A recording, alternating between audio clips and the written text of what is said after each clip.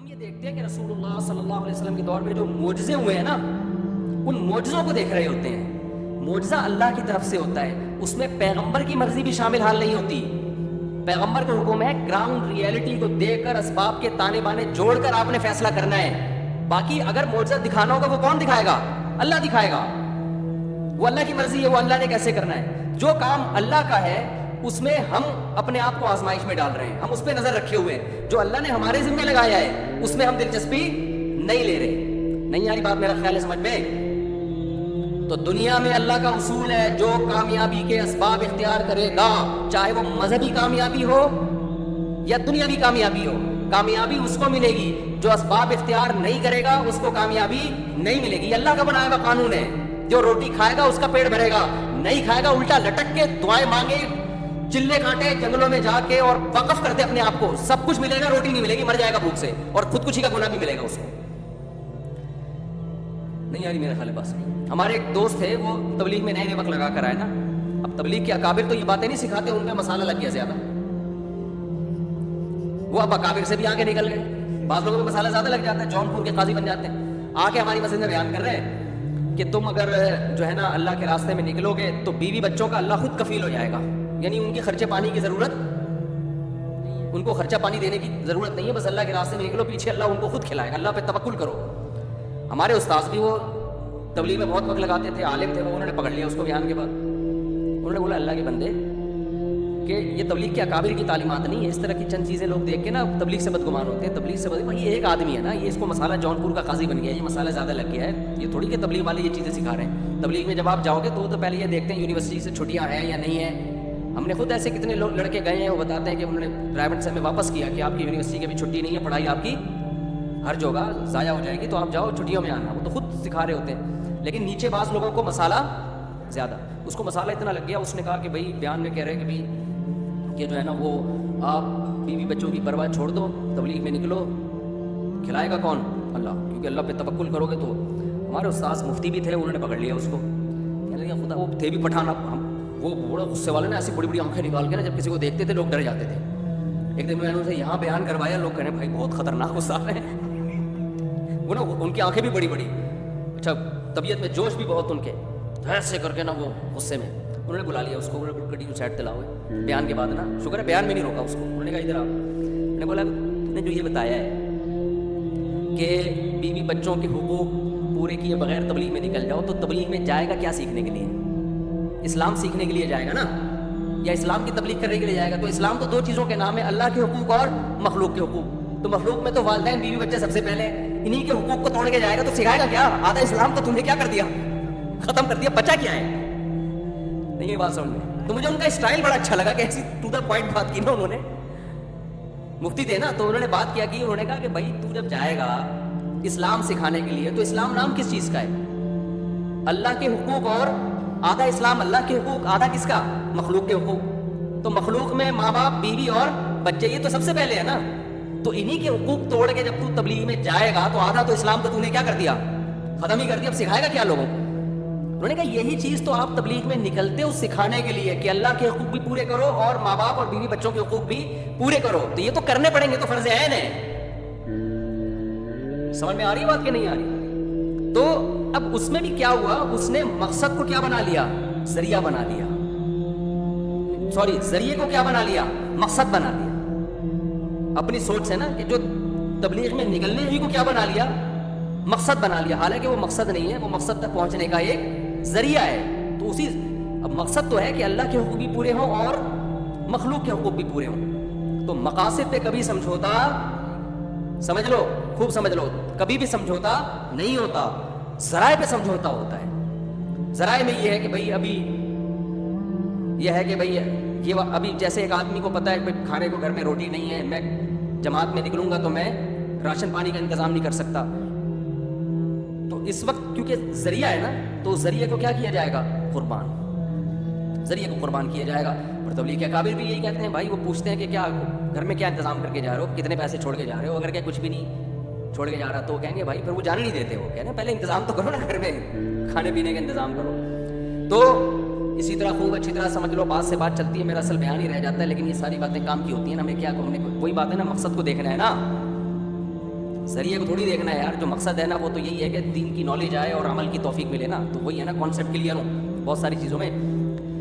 تو ہمارے ہاں بہت بڑا مسئلہ کیا ہے, مقاصد کو ہٹا کے ذریعے کو کیا بنا لیتے ہیں, مقصد. ہم رسول اللہ صلی اللہ علیہ وسلم کی سیرت میں دیکھتے ہیں, جو آپ کی 10 سال کی سیرت اور 13 سال کی, تقریباً یہ 23 سال کی سیرت میں آپ کو قدم با قدم یہ ملے گا کہ آپ نے کسی ایک طریقے کو فوکس نہیں کیا. جہاں آپ نے سمجھا تلوار میں فائدہ ہے وہاں کیا تلوار, جہاں آپ نے سمجھا جنگ کو ٹالنے میں اسلام کا فائدہ ہے وہاں جہاد کے اتنے فضائل بیان کرنے کے باوجود بھی آپ نے جنگ کو ٹالا ہے. یہودیوں سے سلوک کیے جو اسلام کے سب سے بڑے دشمن, ان سے آپ نے معاہدے کر لیے, سلوک کر لی. اور پہلی ہجرت کہاں ہو رہی ہے, غیر مسلم بادشاہ کے پاس. نہیں یہ بات سمجھ, اسلام نازل ہو رہا ہے, قل هو اللہ احد نازل ہوئی نا, یہ تو ابتدائی آیات میں سے ہے. اللہ الصمد لم یلد, اس نے کسی کو نہیں جنا, ولم یولد, نہ وہ جنا گیا. عیسائیت کی نفی ہو رہی ہے کہ نہیں ہو رہی سورہ اخلاص میں اتنے واضح لفظوں میں. لیکن صحابہ کرام پر جب ظلم ہوا مکہ میں تو عبداللہ بن مسعود اور حضرت جعفر طیار رضی اللہ عنہما, ان کے وفد کو تیار کر کے عیسائی بادشاہ کے پاس بھیجا جا رہا ہے پناہ کے لیے, جو نجاشی ہے. بہت مشکل ہے بھائی بات سمجھانا. کس کے پاس بھیجا جا رہا ہے؟ تو بظاہر تو یہ اشکال ہوتا ہے کہ جس کے نظریے کی آپ نفی کر رہے ہیں, عیسائی تو اس کا تو بڑا دعویٰ یہ ہے کہ عیسیٰ علیہ السلام اللہ کے معاذ اللہ بیٹے ہیں, تو آپ کی تو نفی ہو رہی ہے کہ ہم اس کے قائل نہیں ہیں, ہم عیسیٰ کو اللہ کا بیٹا نہیں کہہ رہے, تو آپ نجاشی کے پاس ان صحابہ کو پناہ لینے کے لیے کیسے بھیج رہے ہیں؟ تو ہمارے نبی سے اگر ہم پوچھتے تو کیا جواب ملتا؟ بھائی ہم اپنے کانسیپٹ پہ کمپرومائز نہیں کر رہے, ہم نجاشی کے پاس جا کے بیان تھوڑی بدلیں گے کہ ہم تمہاری ہمدردیاں لینا چاہتے ہیں, لہذا معاذ اللہ نقل کفر, ہم بھی اب عیسیٰ کو معاذ اللہ کا بیٹا کہیں گے اور ہم تمہارے دین میں آئیں گے. ہمیں یہ پتا چلا ہے کہ عیسائیت پر ہونے کے باوجود وہ ایک رحم دل اور نرم دل انسان ہے. مظلوموں کی مدد, چاہے وہ کسی بھی مذہب سے ہو, مظلوموں کی وہ مدد کرتا ہے. اس کی اس رحم دلی سے ہم فائدہ اٹھائیں گے نہیں؟ یہ بات سمجھ. کیوں؟ اسلام کو بچانے کے لیے یہ ضروری تھا, کیونکہ جو ظلم مکہ میں صحابہ پہ ہو رہے تھے اس میں تو ڈر تھا کہ اسلام ہی ختم نہ ہو جائے, تو کوئی تو جگہ چاہیے تھی نا. ابے کیا ہو گیا؟ دیکھو نبی یہ بھی تو کر سکتے تھے نا کہ ہم بجائے عیسائی بادشاہ سے مدد لیں اور اس سے پناہ لیں اور اس کے محل میں جائیں, تو بہتر نہیں ہے کہ ہم اللہ سے مدد مانگیں, تو ہم تہجد کی رکعتیں تھوڑی اور زیادہ بڑھا دیتے. کیا خیال ہے؟ صبح یہ وظیفہ, شام کو یہ وظیفہ, اور لا الہ الا انت سبحانک انی کنت من الظالمین, اس وظیفے کو پڑھ کر جب یونس علیہ السلام کو مچھلی کے پیٹ میں سمندر کی تہ میں نجات مل سکتی ہے, تو ہمیں مکہ میں مشرکین کے ظلم سے نجات کیوں نہیں مل سکتی؟ سمجھا پا رہا ہوں اپنی, یہ دینداروں کا فالٹ ہے بھائی, اس کو ہم لوگوں کا فالٹ ہے, اس کو سمجھو. آج جو دین پر آتا ہے وہ گراؤنڈ ریئلٹی سے ہٹ کے نا آسمانوں کی باتیں کرنا شروع کر دیتا ہے. نہ گھر میں تربیت کی کوشش ہو رہی ہے, بچوں کو آج کل ماں باپ ٹائم ہی نہیں دے رہا. دعائیں کروا رہے ہیں امام صاحب میرا بچہ بگڑ رہا ہے, بچے مجھ سے محبت نہیں کرتے, اتنے ابا کے فضائل سن لیے مفتی صاحب سے پھر بھی محبت نہیں کر رہے. بچہ دیکھ رہا ہے ابا انگریزوں کے ہاں ابا ہوتے ہی نہیں ہے, ہمارے یہاں ہو کے بھی کوئی فائدہ نہیں ہے. میں سمجھا پا رہا ہوں. بچہ دیکھ رہا ہے کہ مفتی صاحب بیان میں کہتے ہیں کہ گورا ابا لیس ہو گیا ہے. بہت سارے نہیں, جو گورے میرا بیان سن رہے ہیں ان کے ہوں گے بھائی. تو کہہ رہے ہیں ہمارے ہاں تو ابا ہیں تو آئی ڈی کارڈ میں ہیں, نادرہ میں ہیں, گھر میں تو ہم نے ان کو کبھی دیکھا ہی نہیں. ایک صاحب نے بتایا کہ میرے بچے نا انچ کے حساب سے بڑھ رہے ہیں. میں نے کہا کیا مطلب, سب کے بچے ایسے ہی بڑھتے ہیں؟ کہتے ہیں نہیں, میں صبح جلدی آفس سے نکلتا ہوں وہ سو رہے ہوتے ہیں, اور جب میں رات کو لیٹ نائٹ پہنچتا ہوں تو بھی سو چکے ہوتے ہیں, تو میں روزانہ ان کو بس ایسے دیکھ رہا ہوں, اتنے بڑے ہو گئے. پچھلے سال دیکھا تھا تو اتنے تھے بستر پہ, اب ایک سال میں اتنے, بس اس سے زیادہ میرا بچوں سے تعلق نہیں. وہ اسٹاک ایکسچینج میں تھے وہ صاحب, سارا دن نا وہی شیئرز کا بزنس چلتا ہے, وہ تو دماغ کا دہی بن جاتا ہے. آپ کبھی اسٹاک ایکسچینج میں جاؤ نا, سارا دن وہ اتنے بھاؤ پہ بند ہوا اور شیئر اتنے پہ بند ہوا اور فلانی کمپنی کے اتنے. ہمارے بھائی اسٹاک ایکسچینج میں جاب کرتے ہیں, انہوں نے بتایا کہ میں نے بہت سے لوگوں کو باولا ہوتے ہوئے دیکھا ہے. اسٹاک ایکسچینج والے ناراض نہ ہو, سارے باولے نہیں ہوتے, یعنی کچھ لوگ اتنا پڑھتے ہیں نا, اتنے کروڑوں کے. ایک صاحب کا تو پتہ چلا کہ وہ رات کو سوتے تو اتنے کروڑوں کے, وہ منہ سے بیچارے کے یہی نکل رہا ہوتا ہے, اتنے کروڑوں کے یوگ, اتنے انسان جو چیز سارا دن چلاتا ہے نا. یہ میں ٹاپک سے ہٹ نہ جاؤں, یہ میں واقعہ سناتا ہوں, دلچسپ واقعہ. تو جب وہ لاشعور کی کیفیت میں ہوتا ہے تو وہی چیز آتی ہے زبان. ابھی سعودی عرب میں ایک بوڑھے آدمی کی ویڈیو آئی ہے, وہ موت کے وقت نا ایسے وضو کا وہ کر رہے ہیں, جیسے ہم وضو نہیں کرتے, تو مرتے ہوئے ان کی ویڈیو آئی کہ ایسے وضو. ساری زندگی نماز کی پابندی کی، وضو کیا، تو موت کے وقت بھی کیا ہے؟ وضو. یہ اچھی موت ہے. ہماری والدہ کی اللہ تعالیٰ مغفرت فرمائے سورہ یاسین بہت پڑھا کرتی تھی، تو 1 سال 1.5-2 سال تک ان کا دماغ بالکل معاف ہو گیا تھا، شعور ختم ہو گیا تھا نا. لیکن کیا ہے کہ ہمارے بھائی صاحب جب سورہ یاسین پڑھ رہے ہوتے تھے نا، تو ان کے لاشعوری طور پر آیت کا اگلا حصہ ان کی زبان سے جاری ہو جاتا تھا، کیونکہ بہت تلاوت کی نا، تو لاشعوری طور پر. تو زندگی میں انسان نے جو اعمال کیے ہوتے ہیں نا، آخری وقت میں وہ آ رہے ہوتے ہیں.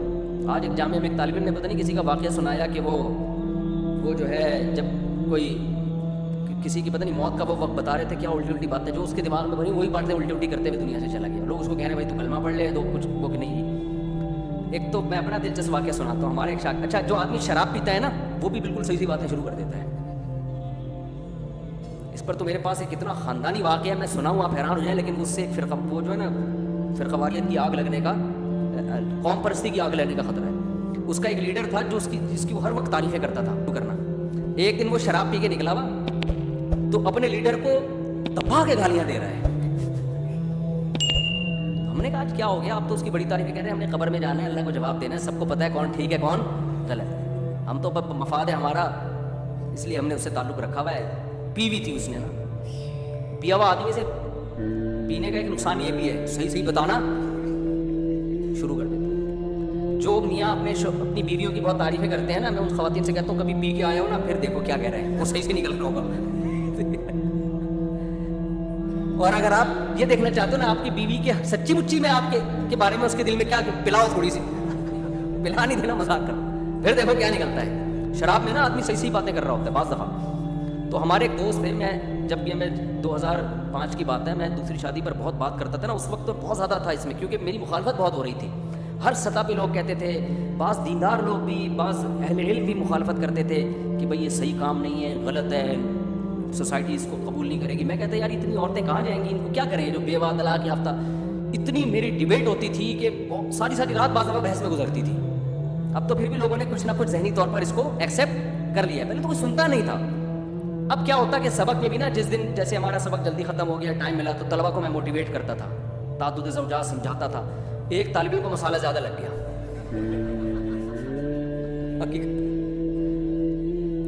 اچھا میں طلبہ سے مزاح بھی کرتا تھا، وہ طالب علم بھی گول مٹول سا نا، منہ بھی اس کا گول سا اور باڈی بھی گول سی، تو میں نے اس کا نام انڈا موڑ رکھ دیا تھا. وہ ناراض نہیں ہوتا تھا، وہ استادوں کے ایسے مذاق سے طلبہ نہیں ناراض ہوتے. میں نے کہا تم بالکل انڈا موڑے جیسے لگ رہے ہو. طلبہ کو میں نے بولا ہوتا ہے اس کو آپ کو انڈا موڑ کہنے کی اجازت نہیں ہے. تو ایک دن کیا ہوا، اس کو بہت تیز بخار ہو گیا، بخار اس کے دماغ پہ چڑھ گیا. طلبہ نے بتایا کہ اس کی طبیعت بہت خراب ہے. جامعہ والوں نے ایمبولینس منگوائی. جتنی دیر میں ایمبولینس آ رہی تھی تو میں اس کے پاس جا کے بیٹھ گیا. ایمبولینس آ رہی ہے اس کو ہاسپٹل لے جانے کے لیے، میں اس کے پاس بیٹھ گیا. مجھے دیکھتے کہتے اب دماغ اس کا کام نہیں کر رہا نا بخار کی وجہ سے، بہکی اوٹ پٹانگ باتیں کر رہا ہے. اوٹ پٹانگ باتوں میں کیا کر رہے ہیں؟ جیسے ہی میں آیا نا، استاد جی خدا کی قسم پکا وعدہ میں 4 شادیاں کروں گا. ہاتھ پاؤں اڑ رہے ہیں، ٹیڑھے ہو رہے ہیں نا، عجیب سا. وہ بچ گیا بعد میں، اللہ کا شکر ہے نارمل ہو گیا. اچھا اس کو یاد بھی نہیں کیا کہا. میں نے اس کو کہا یار تم مرتے بھی کیا باتیں کر رہے تھے؟ یار مجھے تو کچھ یاد نہیں. تو باتیں کیا کر رہے ہیں؟ استاد جی اللہ کی قسم میرا پکا وعدہ میں 4 شادی. اب مجھے شرم آ رہی ہے. میں نے کہا لوگ کیا کہیں گے یار، اور ہمارے ٹیچرز کو پتا چل گیا، بولے گے یار تو کیا موت کے وقت کلمہ پڑھوا اس کو، یار تو یہ کیا سکھایا اس نے سبق میں تمہیں. مجھے اتنی شرم آ رہی. میں نے کہا مجھے کیوں کہہ رہے 4 شادیاں کروں گا یار، اس کو بول. تو ہے نا ہاتھ پاؤں ٹیڑھے ہو رہے ہیں، منہ بھی ٹیڑھا ہو رہا ہے، کہہ رہے بس میں انشاءاللہ 4 کروں گا، اور بار بار یہ جملہ دہرا رہے ہیں. میں نے کہا بھائی میں یہاں سے جا رہا ہوں، کوئی ریکارڈ کر کے ڈال دے گا تو بولیں گے پتہ نہیں یہ اس کے جو مریدین ہیں مرتے ہوئے بھی ہے. پتہ چلا قبر میں جا کے فرشتے حساب و کتاب کر رہے ہیں تو وہاں بھی یہی بات بول رہا ہے. تو میں نے کہا بھائی اس کے دماغ میں کیا ہو گیا ہے، پاگل ہو گیا ہے، چڑی آ گیا تھوڑا سا، اس کو سیٹ کرنے کی ضرورت ہے. خیر وہ ایمبولینس آئی، وہ جب ٹھیک ٹھاک ہوا نا تو پھر میں اس کو بول رہا ہوں، میں نے کہا یار تو کیا باتیں کر رہا تھا مرتے ہوئے، تمہیں تو زیادہ کہہ رہا ہے. میں نے تو کوئی ایسی بات نہیں کی، میں نے تو کوئی ایسی بات. تو اس سے ایک بات تو پتہ چلتی ہے کہ جب انسان کی کھوپڑی کام نہیں کرتی نا تو بعض دفعہ بہت زیادہ کام کر رہی ہوتی ہے. صحیح ہے نا؟ جو کھوپڑی میں ہوتا ہے نا وہ سچی مچی میں باہر نکلنا شروع ہو جاتا ہے. تو یہ بہت خطرناک صورتحال ہے. ایسا نہ ہو کہ سب بتا دو. تو اس لیے کام ہی آدمی کوشش کرے نا اچھے کرے، تاکہ جب مینٹل آؤٹ کھوپڑی آؤٹ ہو تو وہی نکلے جو عام حالات میں بھی جو کہتا رہتا ہے. لیکن اس میں یہ بھی سمجھ لو کہ کسی سے بدگمان ہونے کی اجازت نہیں. کسی کی کھوپڑی آؤٹ ہوئی اور الٹی باتیں کر دی تو آپ یہ نا کوئی کام ہی الٹے کر رہے ہو گے تو الٹی. بعض دفعہ ویسے بھی ہو سکتا ہے تو یہ کوئی کرائٹیریا نہیں ہے, میں نے تو ایک نارمل حالت بتائی ہے کہ جو کام کر رہا ہوتا ہے اکثر کھوپڑی آؤٹ ہوتی ہے تو وہی نکل کے آتا ہے اس کا سامنے. تو خیر ہم کیا بات کر رہے تھے, ہم دیکھتے ہیں رسول اللہ صلی اللہ علیہ وسلم کی سیرت میں آپ صلی اللہ علیہ وسلم نے ہمیشہ کس کو دیکھ کے فیصلہ کیا ہے, زمینی حقیقت. کبھی جنگ لڑ رہے ہیں, کبھی جنگ کو ٹال رہے ہیں. اور وہ میں واقعہ بیان کر رہا تھا یار, ایک واقعہ آیا تھا وہ دماغ سے, اسٹاک ایکسچینج کا تو ویسے ہی سمجھانے کے لیے آ گیا نا. خیر ہم نبی صلی اللہ علیہ وسلم کی سیرت میں, ہاں نجاشی کے پاس آپ بھیج رہے ہیں کے پاس. اب ہونا بظاہر تو یہ لگتا ہے کہ بھائی آیت کریمہ کا ورد ہوتا ہے, بھائی مکہ میں ظلم ہو رہا ہے, بجائے اس کے کہ غیر مسلم بادشاہ سے. بھائی بات یہ ہے کہ وہ پاورفل ہے, مکہ والے بھی ہمارے نظریات سے متفق نہیں ہیں, حبشہ والے بھی متفق نہیں ہیں, لیکن وہ رحم دل ہے. وہ کیا ہے, وہ رحم دل ہے, وہ مظلوموں کی مدد کرتا ہے چاہے اس کا اس کے مذہب سے تعلق ہو یا نہ ہو. تو ایسے موقع پہ غیر مسلم ریاست سے مدد لی گئی ہے. وجہ کیا ہے کہ بھائی اگر اسباب اختیار نہیں کیے جائیں, آپ پورا اسباب اختیار کریں گے پھر آیت کریمہ بھی پڑھو, پھر اللہ سے دعائیں بھی. ان کی نفی نہیں کر رہے ہم کہ آپ اللہ سے نہ مانگیں. یونس علیہ السلام تو مچھلی کے پیٹ میں کچھ کر نہیں سکتے تھے نا, ان کے پاس تو آیت کریمہ کے علاوہ کوئی آپشن تھا ہی نہیں, وہ نکل تھوڑی سکتے تھے سمندر کی تہہ میں مچھلی کے پیٹ سے. جس کے پاس بہت کچھ کرنے کا آپشن ہو تو سارا ایڑی چوٹی کا وہ زور لگائے, اس کے بعد دعائیں مانگے, پھر اللہ ان دعاؤں میں جان ڈالے گا. پھر جو اسباب سے ہوگا وہ اسباب سے ہوگا, اللہ ہی کرے گا اس میں بھی. جو اسباب سے نہیں ہوگا تو اللہ وہاں کرامتیں اور معجزے دکھائے گا. پھر وہ سمجھتے ہیں کہ نہیں سمجھتے ہیں, ایسے موقع پہ معجزے بھی ظاہر ہوں گے. معجزے تو پیغمبروں کے ہوتے ہیں, اہل اللہ کی کرامتیں, اور ایسے موقع پہ کرامتیں بھی ظاہر ہوں گی. ہم چاہتے ہیں کہ ہم گھنے بن کے بیٹھے رہیں اور کرامتیں ہم پہ ٹوٹنا شروع ہو جائیں, مردے بولنا شروع کر دیں, اور آسمان سے جو ہے نا رزق برسنا شروع ہو جائے, ملک کی حالات کیا ہو جائیں, ٹھیک ہو جائے, تبدیلی آ جائے. کیونکہ ہم کہتے ہیں ایک دم تبدیلی آئے, بھائی ایک دم کیسے آئے گی, تو وہ فرشتے اترے تھے نا, تو ہمارے لیے بھی اتر جائیں گے فرشتے اترے تھے تو جبریل آئیں گے, فرشتے آئیں گے, اور ملک میں کیا آ جائے گی. بھائی ہم نے گراؤنڈ ریئلٹی کو دیکھ کر کام کرنا ہے. ہمیں لگ رہا ہے کہ 100 سال بعد نتیجہ نکلے گا, لیکن عین ممکن ہے اللہ, ہم نے چونکہ محنت کا رخ صحیح اگر رکھا ہے, عین ممکن ہے اللہ 15 سال میں نتیجہ نکال دے, یہ کرامت ہو جائے. میں سمجھا پا رہا ہوں اپنی بات. ہم نے گراؤنڈ ریئلٹی کو دیکھ کر ملک میں انقلاب لانے کی کوشش کرنا ہے کہ یار یہ سوٹیبل طریقہ, یہ چل سکتا ہے, تو آپ وہ کریں گے تو لگے گا 100 سال بعد, لیکن عین ممکن ہے وہ انقلاب کب آ جائے, 15 سال میں آ جائے, 20 سال میں آ جائے.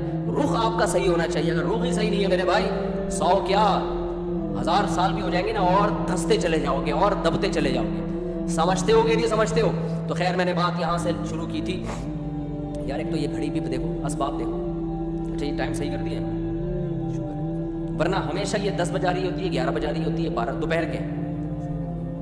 تو یہ الحمدللہ بس گراؤنڈ ریئلٹی سمجھ رہے ہیں. گھڑیاں ہی ٹھیک نہیں ہیں ہماری. میں یورپ میں گیا نا, وہاں میں نے لوگوں کو دیکھا ٹرین میں نا, سب اسٹڈی کر رہے ہیں, مطالعہ کر رہے ہیں. یہاں ہمیں بندہ ترس جاتے ہیں کسی کے ہاتھ میں کتاب نظر آ جائے. صحیح بتا دوں آپ, تو آپ کہہ رہے ہیں کہ ہمیں ملک میں کیا چاہیے, نظام کی تبدیلی چاہیے. کیا چاہیے, تبدیلی چاہیے. کتاب سے نفرت اور موبائل سے سارا دن لگے ہوئے ہیں. تو کیا تمہیں پتہ ہی نہیں ہے دنیا کی, یعنی اگر خلافت عثمانیہ کی بھی ہسٹری ہے نا تو پڑھیں گے نہیں, اردو ڈرامہ دیکھیں گے. ابے تو ہسٹری پڑھ لے یار, پھر دیکھ لینا ڈرامہ. تو ہسٹری تو اوریجنل سچی مچی کی ہے, وہ تو ڈرامے میں تو ڈرامہ زیادہ ہوتا ہے, ہسٹری کم ہوتی ہے. اب دیکھو ڈراموں میں جو ہسٹری ہوتی ہے نا, جیسے خطیب جب ہسٹری بیان کرتے ہیں نا, تو اس میں خطابت زیادہ ہوتی ہے. ہسٹری خطیب یا ڈراموں میں ہسٹری کہ اس نے یہ کہا, پھر جواب میں اس نے یہ کہا, پھر اس کی پیشانی پہ لکیریں آئیں, پھر جذباتی ہوا, پھر پسینہ نکلا.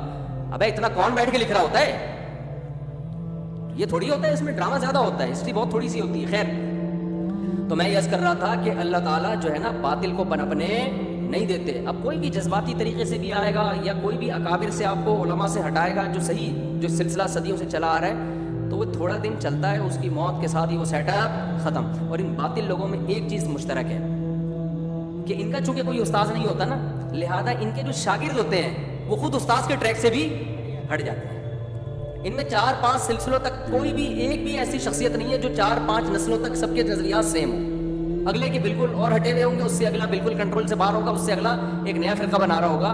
اور جو اکابر سے منسلک ہے نا صدیوں سے, وہ ایک ہی ٹریک پر 1400 سال سے چلتے چلے آ رہے. صحابہ کا مسئلہ دیکھ لو, صحابہ کے بارے میں تابعین، تبع تابعین، پھر ان کے شاگرد، پھر ان کے شاگرد، پھر فقہاء، محدثین، صدیوں سے ایک ہی ٹریک پر چلے آ رہے ہیں. امام احمد بن حنبل، امام شافعی، امام مالک، امام ابو حنیفہ، پھر ان کے شاگرد، پھر ان کے شاگرد، ان کے استاد بھی. وہ کیا ہے کہ تمام کے تمام صحابہ عادل ہیں، ان میں کسی کی شان میں بھی گستاخی جائز نہیں. چاہے حضرت معاویہ ہو، چاہے حضرت ابو سفیان ہو، ان سے جو غلطیاں ہوئیں اجتہادی غلطیاں ہوئیں، اور ان کی جو نیکیاں تھیں وہ ان کی خطاؤں سے زیادہ ہیں. اس میں آپ کو سیم ملے گا. لیکن جو اس کے خلاف نظریے کے گئے ہیں نا، ایک نے ایک نظریہ پیش کیا، دوسرے نے آ کے اس کی نفی کر کے دوسرا پیش کیا، تیسرے نے آ کے کسی صحابی کا دفاع کیا، دوسرے کا سے اختلاف کیا، دوسرے پہ طنز کیا، کسی نے. ایسا آپ کو اختلاف ملے گا اور سب یہ کہیں گے کہ ہم دلائل کو مانتے ہیں، ہم شخصیت پرستی کے قائل نہیں ہیں. بھائی تم سب اگر دلیل سے بات کر رہے ہو، دلائل ہو، تو پھر سب کا ایک رائے پہ جمع کیوں نہیں ہوتے تم؟ اس کا مطلب یہ تمہاری رائے ہے، یہ دلیل نہیں. اگر اتنی مضبوط دلیل ہوتی نا تو ایک پہ جمع ہو جاتے ہیں. تو دلیل ایسی ہے جو قابل بحث ہے، تبھی تو اس میں اگلا آگے بحث کر کے اس کو غلط قرار دے رہا ہے. العقیدۃ الطحاویہ امام طحاوی نے لکھی. امام طحاوی نا تقریباً میرا خیال ہے 3 صدی ہجری کے عالم ہیں، 3 یا 2 کے اینڈ میں. انہوں نے عقیدے کی کتاب لکھی نا، اس میں یہ بات توحید سے متعلق، عقیدہ، رسالت سے متعلق، تقدیر سے متعلق، اسی میں یہ بھی کہ صحابہ کرام کو ہم کیا سمجھتے ہیں؟ عادل سمجھتے ہیں. کسی کی شان میں بھی ہم جو ان کے یعنی مفہوم بیان کر رہا ہوں میں اپنے الفاظ میں، اس میں طنز کو ہم جائز نہیں سمجھتے. وہ کتاب چونکہ تمام اہل سنت والجماعت کا وہی عقیدہ، یہ خود تو حنفی تھے لیکن وہ عقیدہ جو انہوں نے لکھا وہ تو تمام اہل سنت والجماعت کا تھا، شوافد. تو ساری دنیا میں وہ کتاب پڑھائی گئی. اس کو اہل حدیثوں نے، آج کل اہل حدیث بھی پڑھاتے ہیں، سلفی لوگ بھی پڑھاتے ہیں، حنفی بھی، مالکی بھی، شافعی بھی، حنبلی بھی، سارے پڑھا رہے ہیں. کسی کا اس میں اختلاف نہیں ہوا. اب آپ دیکھو ایک چیز ایسی ہے جو 1200 سال سے اتفاقی چلی آ رہی ہو، حالانکہ ان 1200 سال میں کتنے بڑے بڑے علامے پیدا ہوئے کہ نہیں ہوئے، کسی نے اس پر اعتراض نہیں کیا کہ یہ صحابہ والا معاملہ ٹھیک نہیں ہے. اس کے بعد چند لوگ اگر آئیں وہ 15ویں صدی میں ہوں اور وہ عالم بھی نہ ہوں، وہ پھر حضرت معاویہ پہ طنز کرنا شروع کر دیں، فلانے پہ طنز کرنا شروع کر دیں، تو یا تو یہ پوری دنیا کے علماء، جس میں ترکی بھی تھا، سعودی عرب بھی ہے، جس میں مراکش بھی ہے، مشرقی دنیا بھی، مغربی دنیا بھی، شمالی مسلمان بھی، جنوب کے مسلمان بھی، یا تو یہ معاذ اللہ سارے کے سارے غلط تھے اور یہ ایک آدمی صحیح ہے. اور آسان کیا ہے بھائی، ایک آدمی غلط ہے یا 2-4 آدمی غلط ہیں، باقی سارے کیا ہیں؟ صحیح. تو یہ جو 2-4 آدمی دلائل دے رہے ہیں، یہ دلائل میں آپ کو کنفیوز کر رہے ہیں. دلائل کے تانے بانے جو ملا رہے ہیں وہ صحیح تانے بانے نہیں ملا رہے. اگر آپ کسی کے پیچھے پڑ جاؤ نا ہاتھ دھو کے، تو آپ اچھے اچھے لوگوں کو بدنام بھی کر سکتے ہو، اور اگر آپ کسی کی عقیدت میں اندھے ہو جاؤ تو برے برے لوگوں کو اچھا بھی قرار دے سکتے ہو. حضرت عثمان رضی اللہ تعالیٰ عنہ وہ صحابی ہیں کہ غزوہ احد میں جب شکست ہوئی نا تو بہت سارے صحابہ غزوہ احد میں فرار ہوئے تھے، تو اس میں حضرت عثمان بھی تھے. صحابہ کرام نے قرآن نے تنبیہ کی سب کو، پھر قرآن نے کیا کہا؟ اللہ نے معاف کر دیا. پھر صحابہ سے یہ غلطی ہوئی، اتنا بڑا حملہ اچانک ہوا ہے تو یہ نیچرل ہے راہ فرار اختیار کرنا، قدرتی طور پہ ہو سکتا ہے. چند صحابہ نبی کے ساتھ رہے لیکن بڑے بڑے صحابہ کے قدم اکھڑ گئے. پھر جب قدم اکھڑے ہیں تو پھر کیا ہوا کہ جی حضرت خالد بن ولید جو بعد میں مسلمان، ان کا پتہ چلا کہ ان کے قدم اکھڑ گئے تو انہوں نے کہا ہم دوبارہ حملہ کرتے ہیں. تو یہ جو شکست کھا کے بیٹھے ہوئے تھے زخموں سے چور، ان کو جب پتہ چلا تو اب انہوں نے دوبارہ حملہ کرنے کی تیاری شروع کر دی. اب فرار اختیار نہیں کیا. تو کتنی بڑی نیکی ہے کہ نہیں؟ تو ایک اگر غلطی ہوئی اس سے بڑی نیکی کر کے اس غلطی کی تلافی ہو گئی کہ نہیں ہو گئی؟ بولو نا کیا ہو گیا؟ اگر ایک غلطی ہوئی ہے تبھی تو قرآن نے پھر ان کی تعریفیں کی کہ الذین قال لهم الناس ان الناس قد جمعوا لكم فاخشوهم فزادهم ایمانا، کہ لوگوں نے ان زخموں سے چور لوگوں کو آ کے کہا کہ اب لوگ تمہارے لیے خلاف دوبارہ اکٹھے ہو رہے ہیں. تو اب ان کو کیا ہوا کہ بجائے بزدلی کے ان کا ایمان اور بڑھ گیا. یعنی وقتی طور پر ایک خوف طاری ہوا تھا، فرار اختیار کیا، لیکن اب زخموں سے چور دوبارہ کھڑے ہو گئے. تو قرآن نے اب ان کی تعریف کی صحابہ کرام کی. لیکن جو صحابہ کے خلاف ہے نا وہ اس پہلو کو آج تک اچھالتے رہتے ہیں کہ چند وہ فلاں فلاں تو نہیں بھاگے تھے، یہ لوگ معاذ اللہ بھاگ گئے تھے. تو آپ بتاؤ یہ طبیعت کے فاسد ہونے کی علامت ہوگی کہ نہیں ہوگی؟ حضرت عبداللہ بن عمر سے خارجی نے کہا کہ عثمان تو معاذ اللہ ان لوگوں میں سے تھے جو غزوہ احد میں بھاگ گئے تھے. حضرت عبداللہ بن عمر نے فوراً جواب دیا کہ ان کا فرار ہونا قرآن کہہ رہا ہے کہ ہم نے وہ کیا کر دیا ہے؟ معاف. جب اللہ نے معاف کر دیا تو آپ کون ہوتے ہیں بھائی پوچھنے والے؟ تو کیسا اجماعی عقیدہ امت کا چلا آ رہا ہے. تو کوئی بھی دلائل کے تانے بانے لگا کے نا حوالے اور ریفرنس دے کے آپ کو صحابہ سے ہٹانے کی کوشش کر رہا ہے. آپ کے پاس اگر جواب نہیں بھی ہو, بعض دفعہ نہیں ہوتا انسان کے پاس, اس وقت نہیں تیاری ہوتی, وہ لاجواب ہو جاتا ہے. آپ کا بھائی تیرے دلائل ہوں گے لیکن یہ پوری امت گمراہی پہ جمع بولو نہیں ہو سکتی. اور اس کے بارے میں یقین کر لو اللہ ان کو پنپنے نہیں دیں گے.